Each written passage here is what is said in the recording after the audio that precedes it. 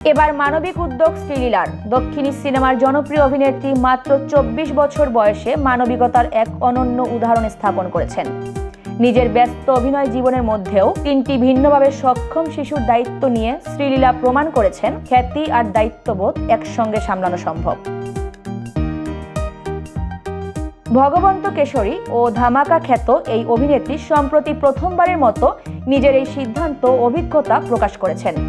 গালাত্তা প্লাসকে দেয়া সাক্ষাৎকারে তিনি জানান, এত বড় দায়িত্ব তার ব্যক্তিগত জীবনে গভীর প্রভাব ফেলেছে এবং ব্যস্ত শুটিং সূচির মাঝেও কিভাবে শিশুদের খোঁজ খবর রাখেন। তিনি বলেন, এ বিষয় নিয়ে কথা বলতে গেলে ভাষা হারিয়ে যায়, খুব নার্ভাস লাগে, তবে ওদের যত্ন ঠিকভাবে নেওয়া হচ্ছে।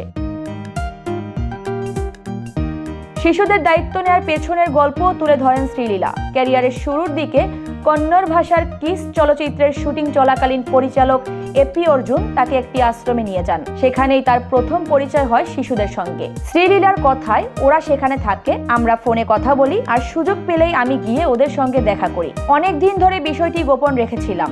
তার মতে, এ উদ্যোগ কেবল ব্যক্তিগত নয়, বরং সামাজিক সচেতনতা তৈরির মাধ্যমও বটে।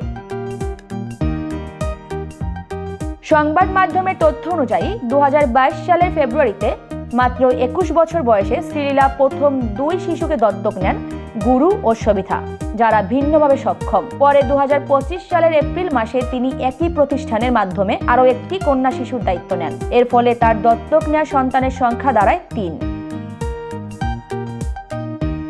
শ্রীলীলা ইনস্টাগ্রামে আবেগঘন একটি পোস্টের মাধ্যমে ভক্তদের সঙ্গে এই সিদ্ধান্ত ভাগ করে নেন এবং শিশুদের পরিচয় প্রকাশ করেন। এর মাধ্যমে শুধু ব্যক্তিগত আনন্দই নয়, সমাজের জন্য একটি গুরুত্বপূর্ণ বার্তা দিয়েছেন তিনি।